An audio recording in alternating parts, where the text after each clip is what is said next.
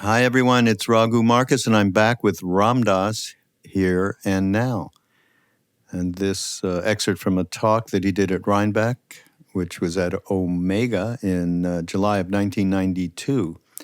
And I'll get to a little bit of description in a minute. I just want to announce that we have been doing this wonderful series called the Soul Land Music Series, Songs and Stories Inspired by Ram Dass. And every Sunday at 5 o'clock Pacific and 8 o'clock Eastern, you can tune into the Ram Dass Instagram channel. And some amazing artists and musicians. We've had Trevor Hall, we've had Jai Uttal, we've had Simrit. And this Sunday night, we are hosting Jonavi Harrison. And for those of you who don't know who Jonavi is, she has the most exquisite voice, and she sings kirtan, and she has a bhav that is extraordinary, and meaning a real connection to her heart expression of spiritual mood, which is a definition of bhav. So please do tune in. Music, of course, was tremendously important. Ram Dass brought back, after he came back from India in 1968-9, he brought back the original chants, some of which we still do. And he would say music is a tremendous vehicle for opening the heart. And that's just very much part of the legacy that we brought back from India and being with Neem Karoli Baba Maharaji. So, and you can look forward, and the Sunday next after that is going to be Krishna Das, so very much looking forward to having him on. And if you go to ramdas.org/music, you'll see all of the upcoming Sunday night concerts, and there's stories associated with them too. So it's a combination of music and chat. And you'll be able to also take a listen to what you might have missed. So there you go. That's the Instagram Soul Land Music Series live. Let's see. Ram Dass, this talk was called The Domain of Spirit. There's one thing in it that really, he comes up with these fantastic little nuggets of putting words together. And there's one thing in here, the liquidity of time. Isn't that great? It just sounds great. But it allows for a little bit more spaciousness than the heated moment of which we have so many on a day-to-day basis. It's hard to get into that spacious liquidity, isn't it? And when we do move into that moment of presence, somehow we find ourselves back in familiar territory, he calls it, which is the habitual self-definition of separateness. Isn't that the killer for us all in every aspect of life, from what's going on politically in this country and what's going on economically in this country and what's going on in many different aspects of polarization that is happening to us, and our actions are quite transparently involved, and that separateness is, when I'm saying familiar territory, boy, is it ever. And so he poses the question, what does it take to fully transform so that we no longer fall victim to our sense of separateness and can swim and dance with it all without getting entrapped by it? What does it take? It takes a real perspective of, as he called it, loving awareness. It takes practice on a day-to-day basis. It takes humility. It takes patience. It takes love and compassion, starting with ourselves and then everybody else around us.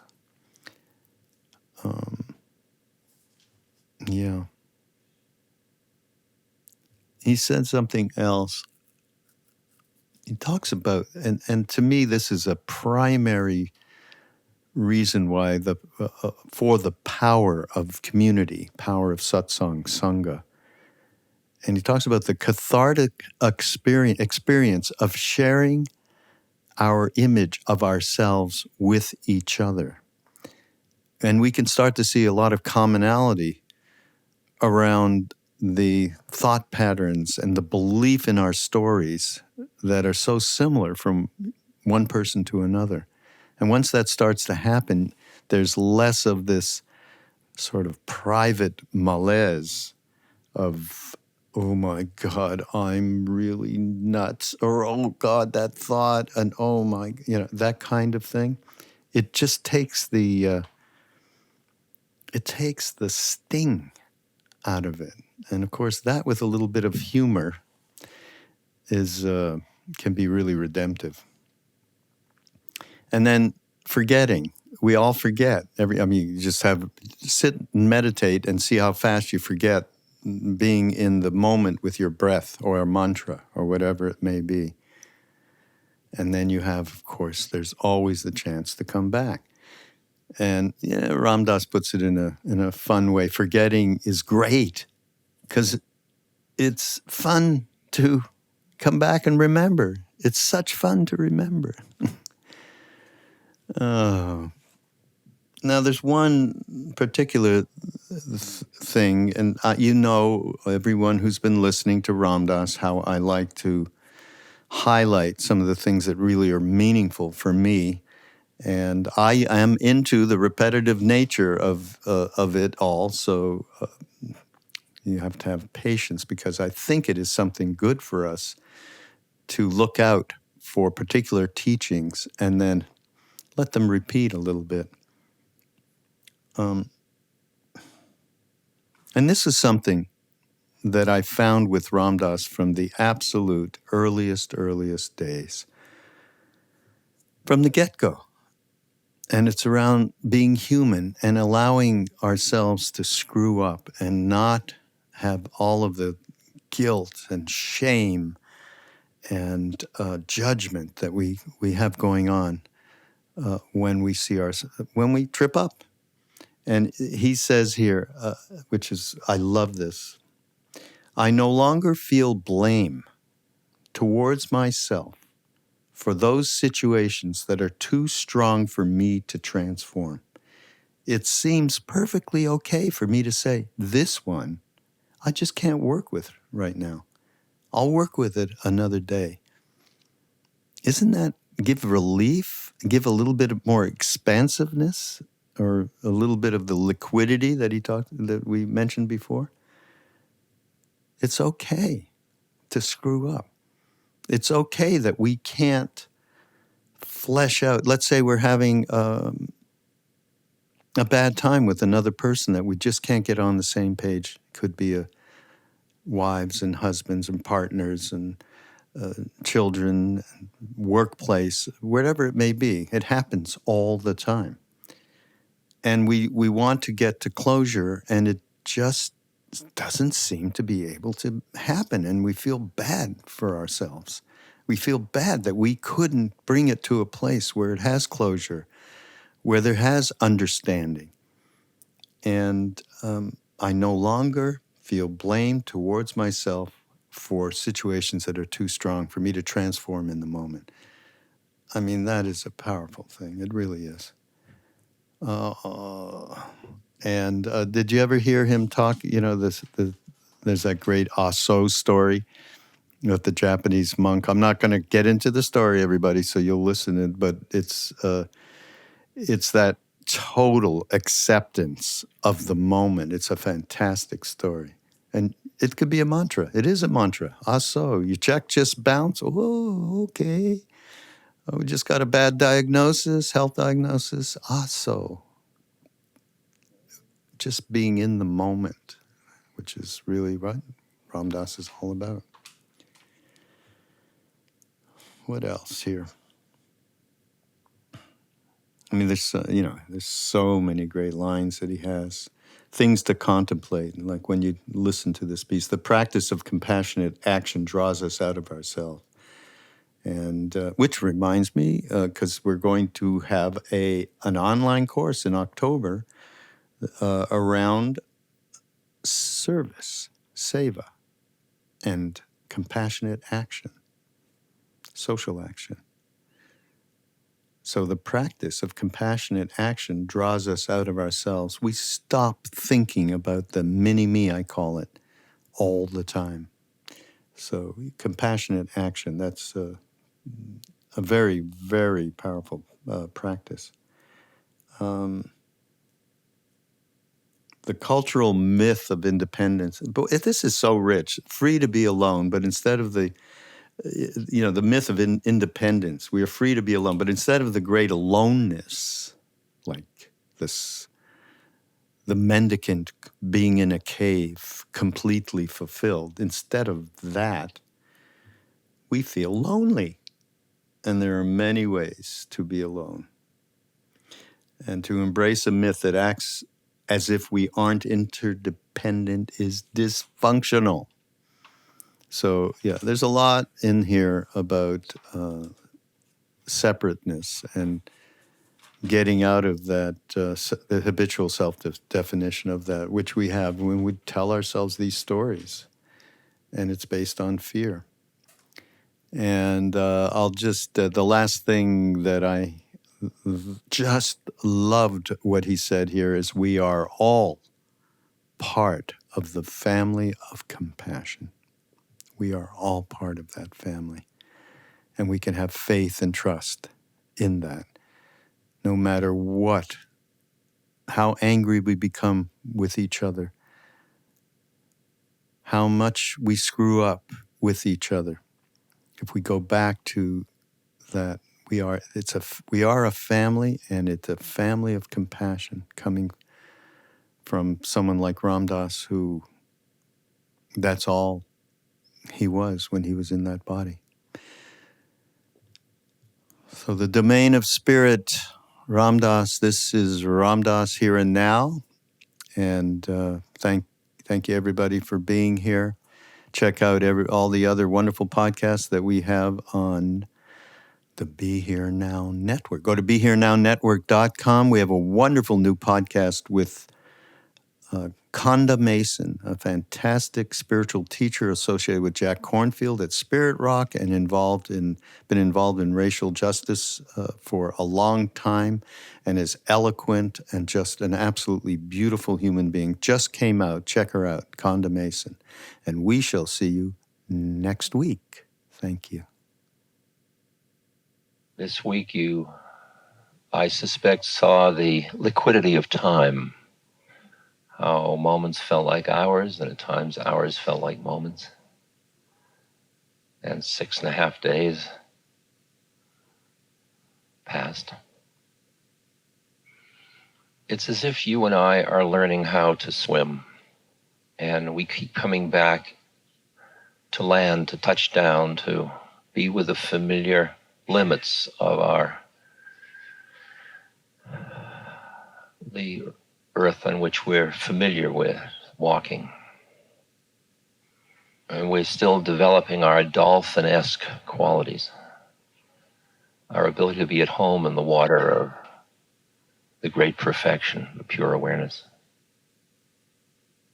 It's interesting that it's when you have built such a habitual structure of self-definition on this plane of reality, on earth, to awaken to the realization that it's beautiful being just what it is, and that there are places you can see it from that turn it from being a kind of a burdensome weight to being a delightful play. That at first the journey starts where you are on the normal waking consciousness plane, and you come into a kind of spacious awareness that's quiet and clear, and you see it all. And there's no doing, there's no coming, there's no going, there's just, And then something causes you to grab or fixate, and you're suddenly in familiar territory, back in the model of your separateness. And you say, I got high and I came down. And that's a model you impose from your habitual self-definition of separateness. So what does it take to bring about the full transformation so that you don't come back to that? You don't reject it. You dance in your separateness without being entrapped by it. How can you transform where you stand or don't stand so that there is no home to come to? It's all just the play of form. All of the spiritual practices move you in the direction of becoming familiar and at home in what is often called the domain of the spirit, which includes all of this, but seen from a slightly different point of view.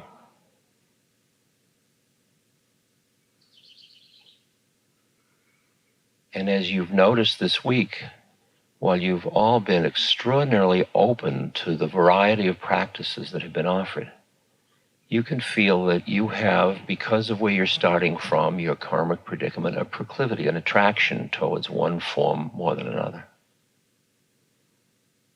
For some of you, the kind of metaphysical reflection, thinking about the nature of self or things like that, right on, just excites you immensely and keeps taking you to the edge.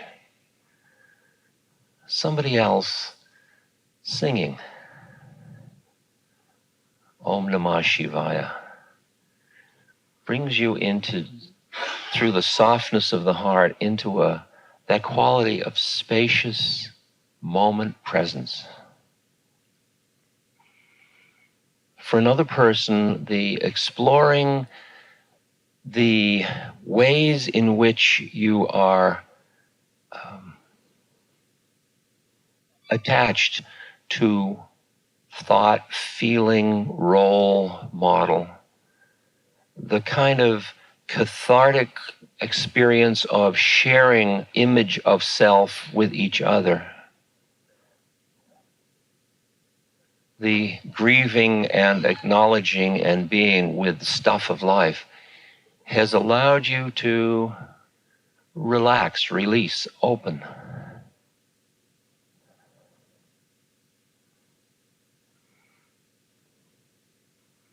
For still others, just the meditative opening into spacious awareness, simply given through the relaxed state of being, is what touched you most deeply.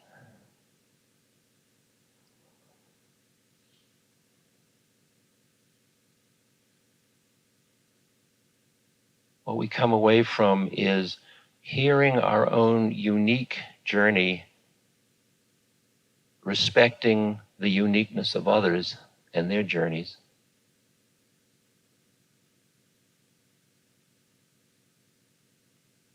and being careful not to get too enamored of even your path, but rather become free.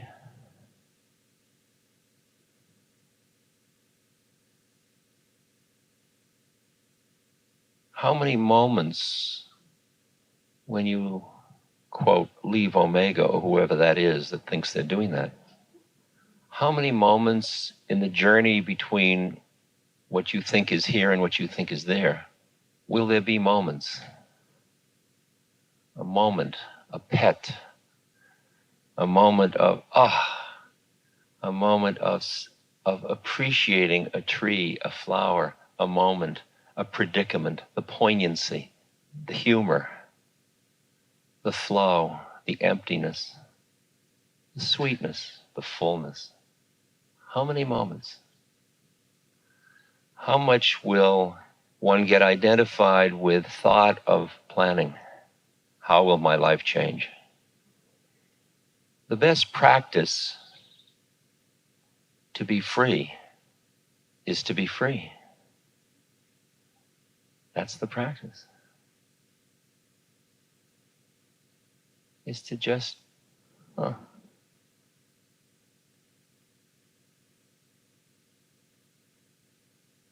if per some strange chance, you should happen to get lost into your drama sometime in the future again.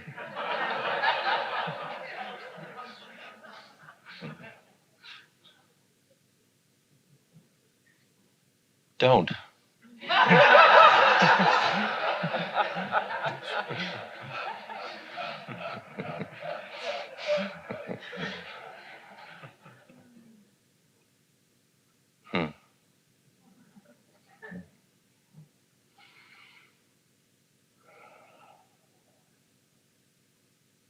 That image that forgetting is great because it's such fun to remember. And let it come to pass that the forgetting is the remembering.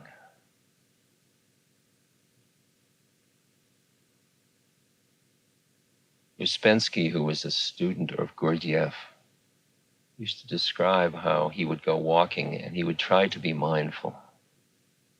And he would keep witnessing his own behavior, and he'd say, Uspensky is walking down the street. Uspensky is turning left. Uspensky is noticing the sweetness of the weather. And he was just so mindful until he saw his tobacconist's shop, and he remembered he needed pipe tobacco. 2 days later, he remembered he had been doing an experiment.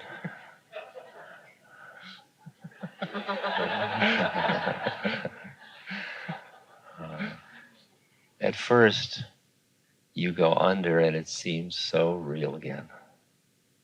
And you forget you ever knew that it wasn't real. And the moments you tasted freedom seem like dreams.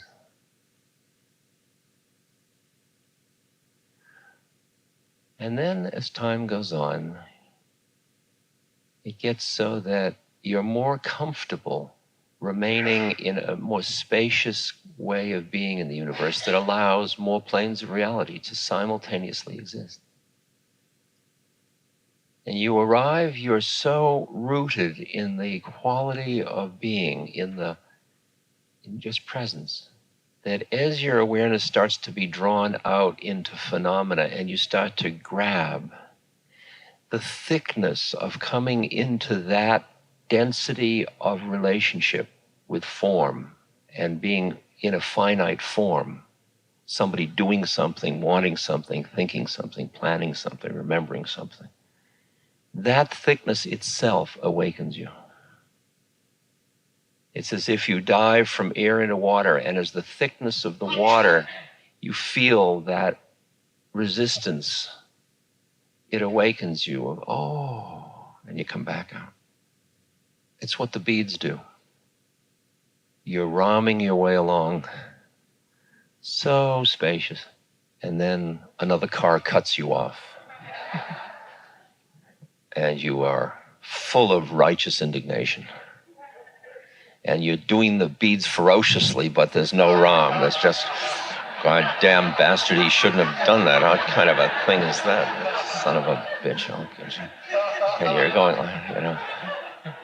And then at some moment, that pressure on the finger, there's a little bit of reminder, and there's a kind of a weak ram that sneaks up through the anger and righteous indignation.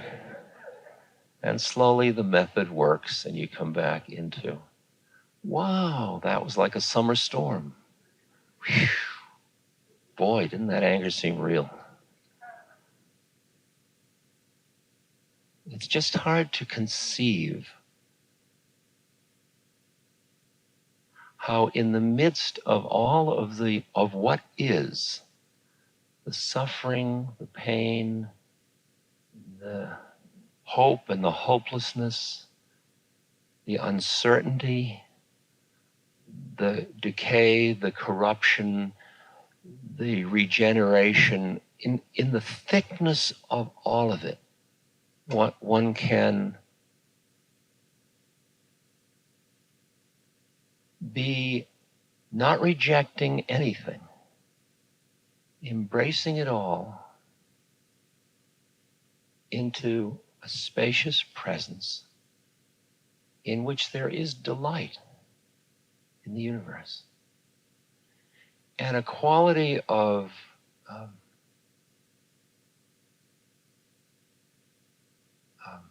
rootedness or quietness and an embracing of everything as one thing, that out of that comes the compassionate next moment. Out of it arises an action. Many of us are afraid that if we get too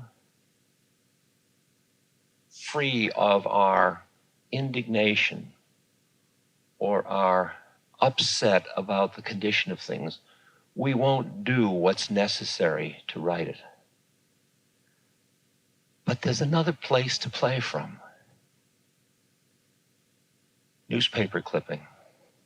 Out of the tragedy and misery of the devastating cyclone in Bangladesh came the story of a breathtaking rescue of a child. Abdullah al-Haman told reporters that a dolphin took hold of the baby who had been swept out to sea at the village of Ukiah by a tidal wave during the height of the April 29th cyclone.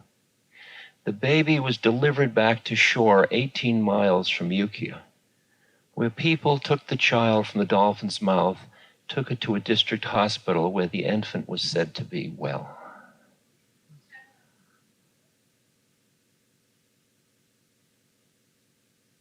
Do you think the dolphin, what do you think the dolphin thought?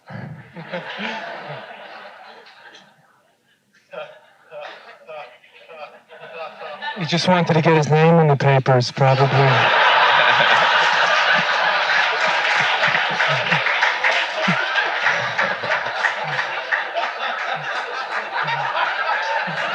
That's what his mother told him to do from an early age. He could be the best dolphin.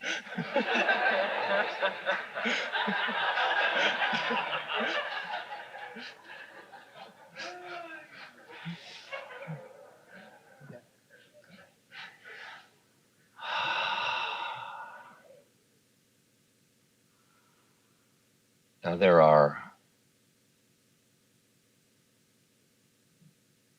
moments when, because you're among satsang, or you're the sangha, or you're in a spacious, safe place, or there's time, free time, you can very easily find your way into your deeper truth of your being. And there are other times when it will appear to you that the universe is so repulsive or attractive, fascinating, that you will feel yourself, you'll feel somebody getting caught in something.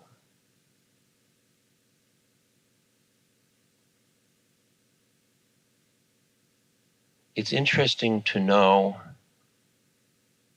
on the journey what your limits are, and to define the boundaries that you need while you need boundaries.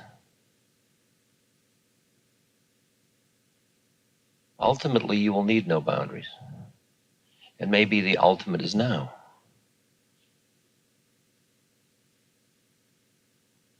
But there are certain relationships that you will enter into in which that mindfulness and awareness and spaciousness that we have cultivated this week, and the kind of devotional love of the beauty of the manifestation of another being, will be hard tried by the power of the other person's mind and the power of the ways in which your mutual needs interact.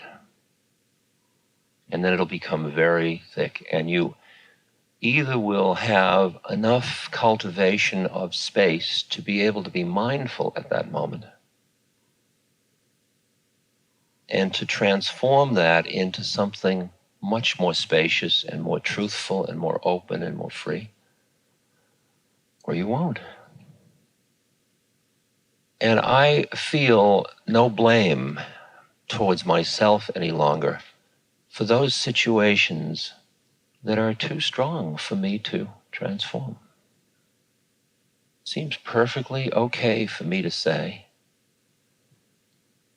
this one I can't work with just now. I'll work with it another day. I don't think you have to push against yourself that way. I think there is an emerging awareness and mindfulness and joy and delight that consumes into itself things if you'll just give it space and time to do it, if you'll be patient. And when something's a little too heavy, you may have to stay in it, in which then it is a fire of purification. And you'll keep going under and coming up and going under and knowing that there's a surface there somewhere, but you'll be drowning. And that just the unbearable nature of it in your finiteness blows you apart and you suddenly are back here.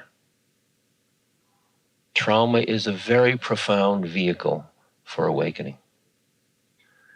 When you are put in a situation where you are invited to bear what is unbearable, and what happens is like the loss of somebody you love, and you realize that who you think you are can't bear it, and it forces a connection to the deeper part of being where all is, and it's all bearable, even what isn't bearable. Sometimes the saints, the beings who have become enlightened, are called the living dead.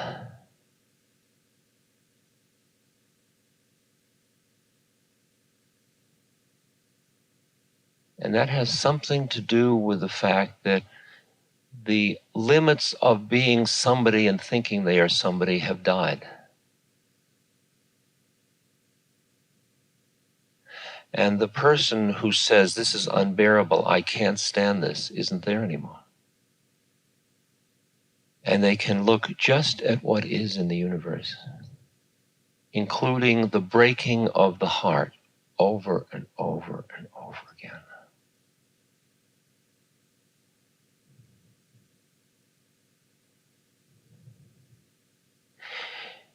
To be able to contain in your being the immensity of the pain, the immensity of the beauty,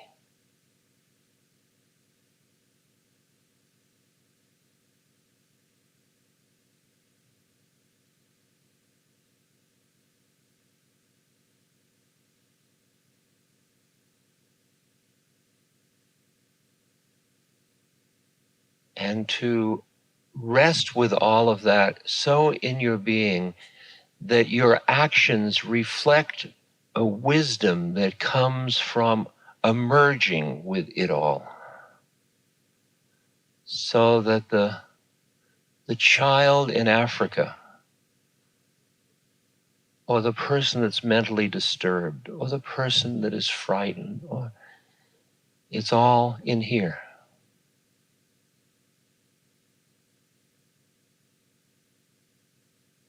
Truth waits for eyes unclouded by longing.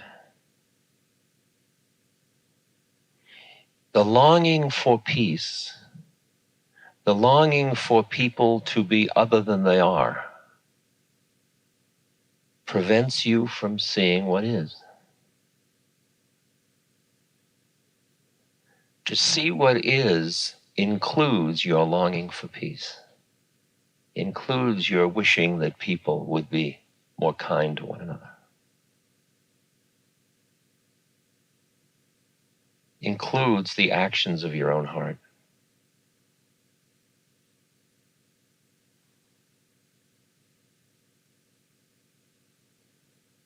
But don't be afraid to set boundaries. As the Marines say, what you can change, change, and what you can't, paint. I love that. That's the second time this week. To look at life, as Emmanuel has suggested, as a curriculum. And look at the predicament you find yourself in, just the way it is. Just the way it is. Not with if only, but just the way, including the if only. That part of you that says, I could really, if only, if only. Include that too.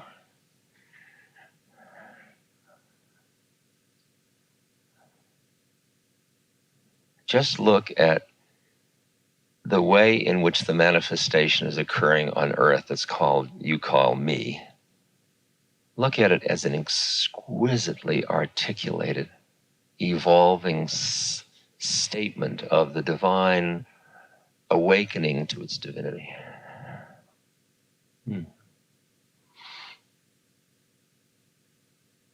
The world is going to get more and more unstable in world level stuff. Economically, politically, socially, ecologically. And what this week is about is seeing the possibility that one can ride the waves of change without being wiped out by them. I live in San Francisco. I was sitting in an earthquake recently, which in San Francisco, that's not unusual. And I was sitting in an earthquake recently, and things were flying off the shelf, and doors were flying open. And I didn't know whether the land would open up, and me in the house, and all of it would be a memory. And I remember thinking,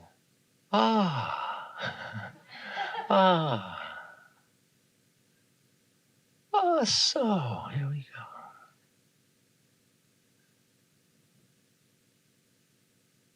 It's the girl in the village that has a love affair with a fisherman, and she becomes pregnant, and she doesn't want to admit it was the fisherman, so she says it was the monk up in the monastery. So when the baby's born, the villagers take the baby to the monastery, and they knock at the gate. And the monk opens the gate, and they say, here's a baby, you are the sire of it, you raise it. And the monk said, so. And he took the baby and closed the gate. Some years later, I am the monk. Some years later, just stick to your lines. Stick to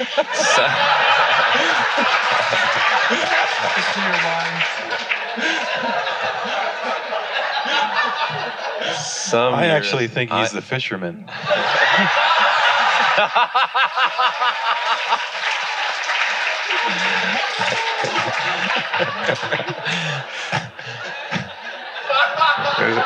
There's only one person in the story anyway. So some years later, the girl was dying, and she didn't want to die without confessing that it was not the monk, it was the fisherman, which she did, and the townspeople really realized they had made a mistake, and so they went up and they knocked at the gate, and the gate was opened, and there stood the monk with the child, who was now 9 years old, 10 years old.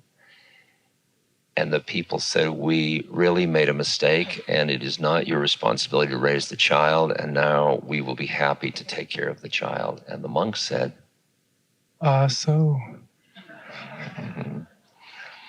So I invite you, if you're looking for a mantra, try that one.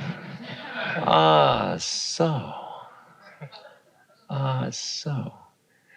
Your check just bounced? So.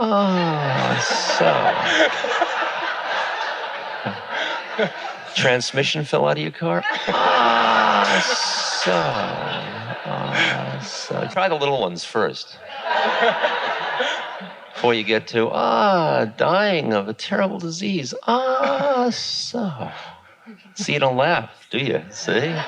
Gotcha. Gotcha where you live, see? I'll wait.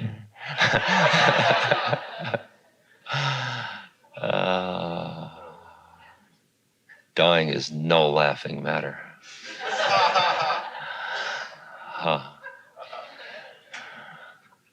Maybe a cosmic giggle or two, but that's all right.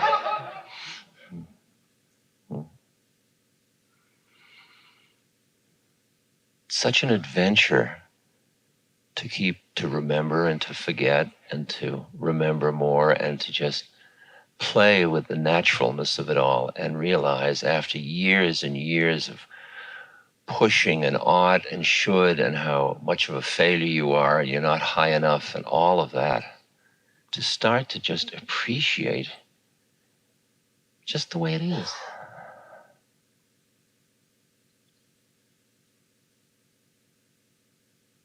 For those of you that really appreciate touching the qualities of the compassion of your heart, but find that the circumstances tend to make you protect your heart, I encourage you to just look around where you are and listen and find a way in which you can reach out to be there for someone else. That the practice of kindness, of compassionate action, is something that draws you out of yourself. I find that because of what I have projected out, people will come to me and present something extremely pressing and profound and deep, quickly, like the loss of a child or something like that. And I can be standing there filled with my own self stuff, inadequacy, arrogance, insecurity, studying, planning, whatever it is. And I find that the realness of their demand on my heart demands that I let go. It pulls me out of myself. And I think that the opportunity to be with children in a way that is reaching out, to be with elders, to be with the sick, to be with people in any way disadvantaged, to be with people, just, it pulls you out of yourself. It pulls you into yourself. It pulls you into the deeper truth of your being. Because at that point, what can you offer that other person other than the purest thing you have to offer? How could you offer any less? How could you do it? I mean, for me, being in the Seva Foundation, for example, because of the nature of what a foundation that is there to try to relieve a little suffering is like, you become much more aware of the massive nature of suffering. And the reactions to that, at first, it's so overwhelming, you want to hide. You want to go into denial again. And then you hold hands with each other, and you get so that you can stay open, facing the inability of you to take away all suffering. Most people are afraid that if they look at what is, they will break. It'll be too much for you. And I would say it is too much for who you think you are. It is not too much for who you are. And so I invite you to open to the suffering of the universe, knowing that you can only do what you can do. And that if you do what you can do, but only with a sense of frustration because you can't do more, what you are transmitting with the very thing you are doing is that frustration. While if you're quiet, you see the web of suffering in the universe, you see yourself, you see all the others, you see the web of compassion in the universe. I mean, I'm on the good guy mailing list just like you, and there are hundreds and hundreds of requests for help. And I go through them, and there's no rational way I can decide. No way I can do that. I just feel my way through, and one of them pulls and one of them doesn't. But I know that that one pulled for me and that one pulled for someone else. And that we are part of the family of compassion. And I let my responses change from year to year. People say, your membership is up. Oh my God, no, I'm bad. Eh? I wish it were.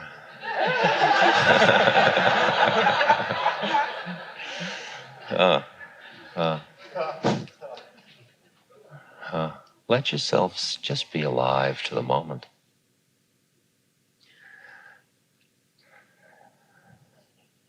Just one more thought is the nature and power of community.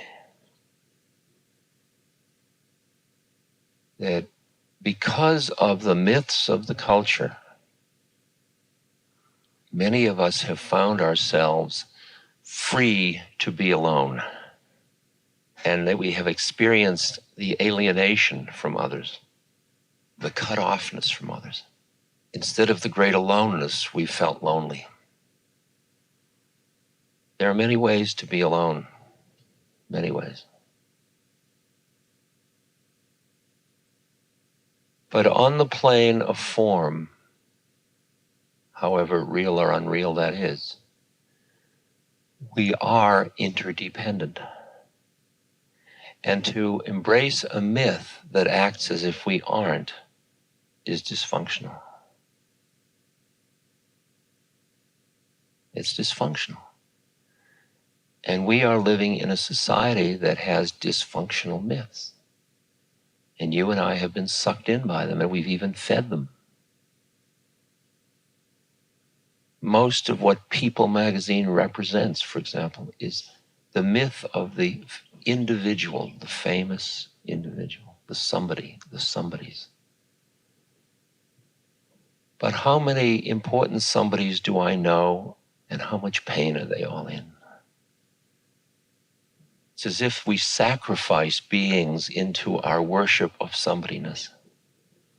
And if you watch the presidents, we give them the power like sacrificial animals. It's like in the old days when they'd make a maiden the queen for a year and then cut her heart out. We do it to presidents.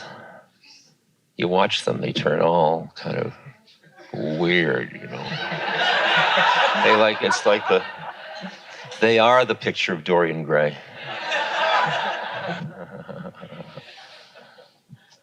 So I invite you to examine the myths you live with.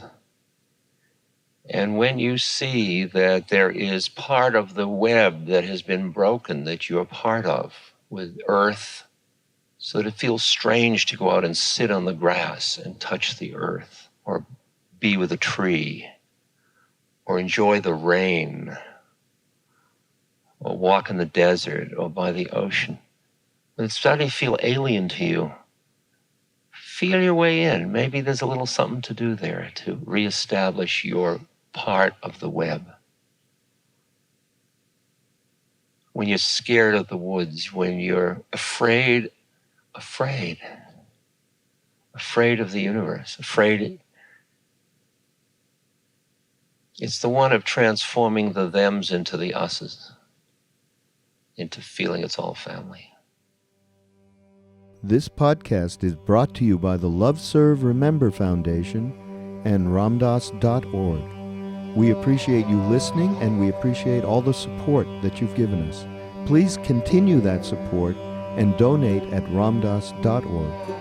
We can then continue to share what Ram Dass has been sharing for all of these years. Thank you.